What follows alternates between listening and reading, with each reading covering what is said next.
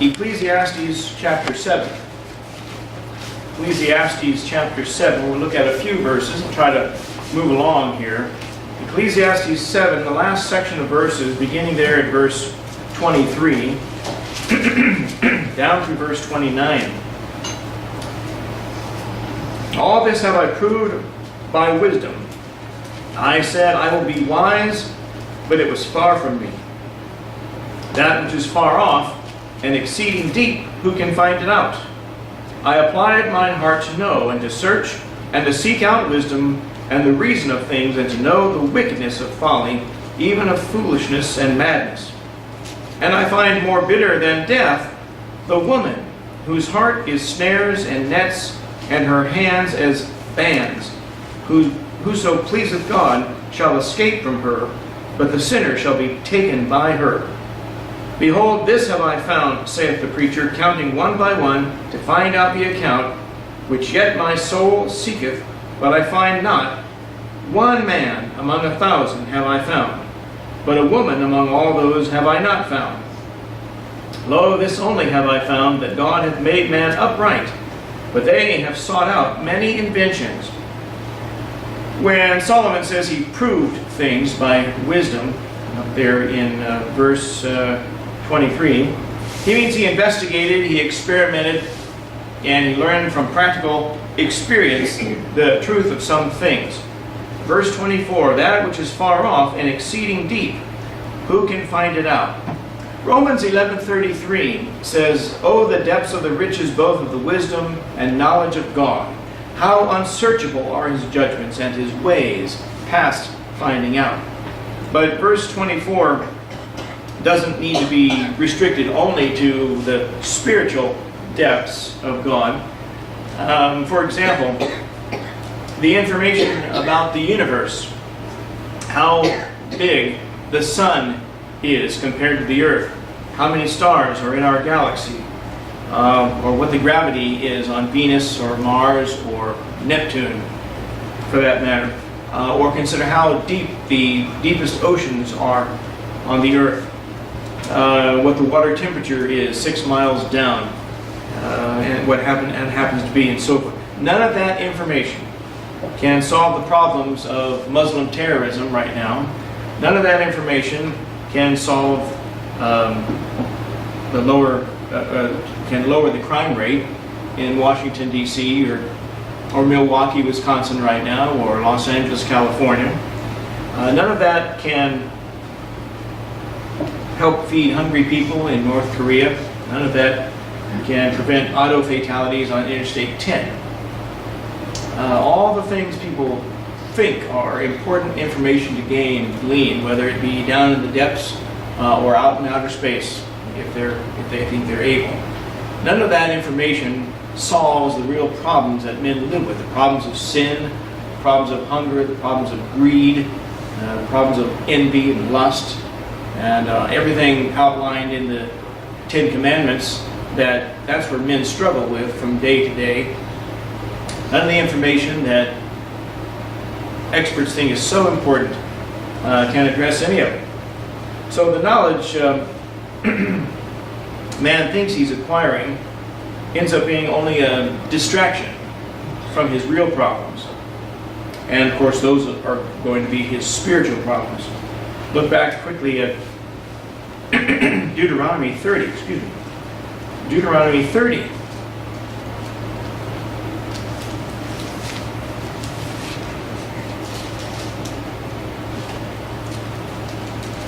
Deuteronomy 30, and begin there at verse 13. Neither is it beyond the sea that thou shouldest say, Who shall go over the sea for us, and bring it unto us, that we may hear it and do it? But the word is very nigh unto thee, in thy mouth and in thy heart, that thou mayest do it. And in the New Testament rendition of that, Romans chapter 10.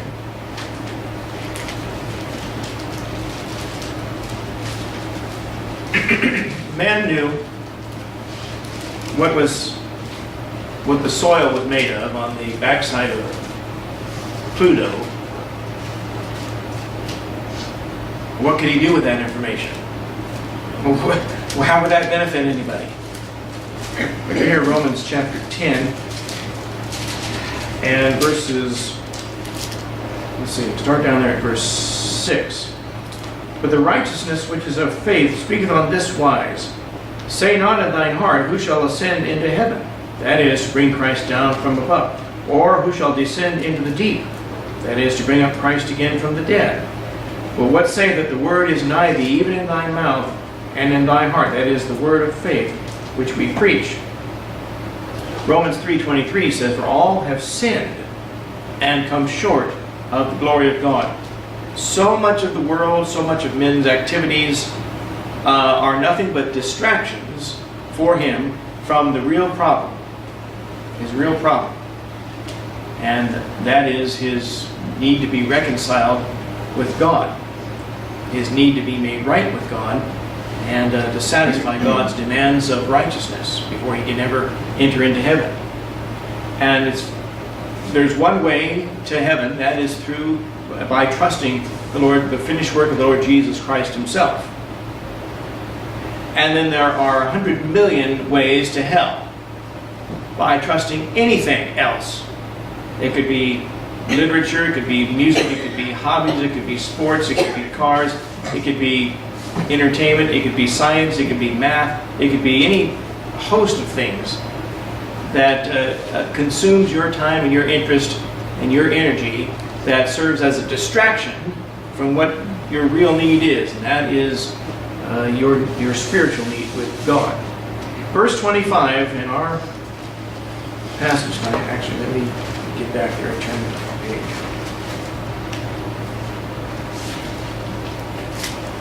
I applied mine heart to know and to search and to seek out wisdom and the reason of things, and to know the wickedness of folly, even of foolishness and madness. This verse is going to come full circle back to chapter 2. Chapter 2, notice there verses 1, 2, and 3. I said in mine heart, go to now, I will prove thee with mirth. Therefore enjoy pleasure, and behold, this also is vanity. I said of laughter, it is mad, and of mirth, what doeth it? I sought in mine heart to give myself unto wine, yet acquainting mine heart with wisdom, and to lay hold on folly, till I might see what was that good for the sons of men which they should do under the heaven all the days of their life. Secular knowledge about daily life and human nature and greed and lust and ambition and jealousy and labor and rest and drunkenness and everything else, they still, once you have knowledge about all of those things, they still resolve nothing. They resolve nothing that deals with the most serious question of all, and that is where will you spend eternity. Verse 26, and I find more bitter than death the woman whose heart is snares and nets, and her hands as bands. Whoso pleaseth God shall escape from her, but the sinner shall be taken by her. It is more bitter than death. Death can be honorable and sometimes comfortable. Some. There's a supposed Japanese expression that death with honor is better than life without honor. And yet Solomon suggests that to be taken in by a scheming and a conniving and a grasping, greedy female, he says is bitter. Now this is going to take us back to Proverbs chapter 7. Go back there for a moment. Proverbs chapter 7. Proverbs 7, and let's start there at about verse 13. So she caught him and kissed him, and with an impudent face said unto him, I have peace offerings with me. This day have I paid my vows. Therefore came I forth to meet thee, diligently to seek thy face, and I have found thee. I have decked my bed with coverings of tapestry, with carved works, with fine linen of Egypt. I have perfumed my bed with myrrh, aloes, and cinnamon. Come, let us take our fill of love until morning. Let us solace ourselves with loves. For the good man is not at home. He is gone a long journey. He hath taken a bag of money with him and will come home at the day appointed. With her much fair speech she caused him to yield. With the flattering of her lips she forced him. He goeth after her straight way, as an ox goeth to the slaughter, or as a fool to the correction of the stocks. Till a dart strike through his liver, as a bird hasteth to the snare, and knoweth not that it is for his life. Samson was trapped by Delilah, and Solomon himself was trapped. The Bible says his wives turned his heart away, or turned away his heart, 1 Kings 11:3, and caused him to turn away from following God. Caused him to lose his kingdom posthumously, if you want to look at it that way, through Rehoboam, who turned out to be a very disappointing son. And then verse 26 in our text says, "But the sinner shall be taken by her." Zsa Zsa Gabor took a few husbands before it was all over. Elizabeth Taylor took a few men financially to the I'm not laughing at any of you ladies, but it's just sort of funny stories. You think about these people looking for love and they can never find it. Mickey Rooney, I think himself, had about 8 wives, and Stan Laurel was married 7 or 8 times. I didn't know that about Stan Laurel, but you learn all these things of people that can never find true happiness, and most of the time, now I realize modern man's trying to change the rules, but most of the time it's the former woman who gets the financial support from the man. I'm just going to leave it at that. You understand the point that's there. But a man said, "Sure, the girl I married could sew and clean and cook. She sowed her wild oats, she cleaned me out and cooked my goose." Only the men are nodding. Proverbs 7 verse 26 says, "Many strong men have been slain by her." Now I realize today we're not supposed to speak in disparaging ways about women, even though the equal rights and the women's liberties insist that women are capable of everything that a man is capable of. But if you disparage or talk negatively about the intentions or the ulterior motive of some women, then you're picking on a woman. Which is it? Is she strong enough and able to handle it, or are we supposed to bite her tongue? And every product is sold using, the sex appeal, usually women on the cover of a magazine and so forth. And you're not supposed to think badly of the nature of females, but the truth is, women are just as lost and unsaved and corrupt in their flesh as any man could be. Now, to give equal time, we should give equal time to the men. The Bible doesn't just single out women for condemnation or to say that they're wicked and crooked or that they're up to something, or admonitions against it. Look back at Proverbs chapter 2. Proverbs 2, we'll give equal time while we're there. Proverbs 2, and start about verse 10. "When wisdom entereth into thine heart, and knowledge is pleasant unto thy soul, discretion shall preserve thee, understanding shall keep thee, to deliver thee from the way of the evil man, from the man that speaketh froward things, who leave the paths of uprightness to walk in the ways of darkness, who rejoice to do evil and delight in the frowardness of the wicked, whose ways are crooked and they froward in their paths." And also Proverbs 23, over there. Proverbs 23. A lot of warnings against keeping company with bad men, also found throughout the Proverbs. But Proverbs 23, verses 6 and 7. "Eat thou not the bread of him that hath an evil eye, neither desire thou his dainty meats. For as he thinketh in his heart, so is he. Eat and drink, saith he to thee, but his heart is not with thee." So there's plenty of warning against the corruptness or the corrupt intentions, the ulterior motives of wicked men, found also in the book of Proverbs. Back in our text, Ecclesiastes 7. Verses 27 and 28.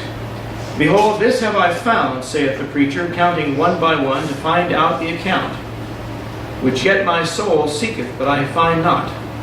One man among 1,000 have I found, but a woman among all those have I not found. And the context indicates he had found one upright man in a crowd of 1,000 men, but not one upright woman in a collection of 1,000 women. Solomon says this after having been intimately involved with 1,000 women. The count is correct. 1 Kings 11:3 says, and he had 700 wives, princesses, and 300 concubines, and his wives turned away his heart. That's effectively 1,000 wives that are your servant girls, or they have a different status, but as the king, he had intimate access to all 1,000 of those women, all 1,000 of those girls. And 1 Kings chapter 3, we're almost done for the night, but 1 Kings chapter 3 and verse 9, Solomon prayed to God. He said, give therefore thy servant an understanding heart to judge thy people, that I may discern between good and bad. For who is able to judge this thy so great a people? Solomon was a judge of what he saw and what he observed in the nation of Israel, in the men and the women, in their schemes, in their plans, in the ways they would approach the king, ways they would approach and deal with one another, their fairness, their unfairness, their unequal treatment here and there. People like to court favor with someone in authority who they think can do a favor for them. And so he was always on the lookout for people who would approach him, wanting him to do something for them, but they had nothing they could offer to do for him. And that's an age-old problem. Someone with a lot of wealth and position or authority is always looking out to see who's trying to cheat me today, or who wants something from me today. And so Solomon was a judge, and his judgment was that he had 1,000 wives, couldn't find one whose heart was truly pure and he could discern that was truly right and upright with him, that every one of them was after something. And of course, he gets to the Song of Solomon. He realizes that if he could find the love of one woman outweigh the love of all the others, he could find one. And it took him a long time to figure out that one woman who was right with God would be right for him. It took him a long time of experimenting, around 1,000 different women in his life. But it's a hard way to learn a lesson, that's for sure. Solomon is a very confused young man. And verse 29, lo, this only have I found, that God hath made man upright, but they have sought out many inventions. The Hebrew word here for man is Adam. Adam, hence the name. Adam was right to start with. And so the they, in verse 29, will end up being mankind that came after Adam, after the events of Genesis 3 and the fruit in the Garden of Eden and so forth. And many inventions. That's going to indicate the imaginations and self-deceptions of unregenerated, unsaved sinners. The old nature at work, the old man at work. We may have a look at a few scriptures in the New Testament and then we'll be finished for tonight.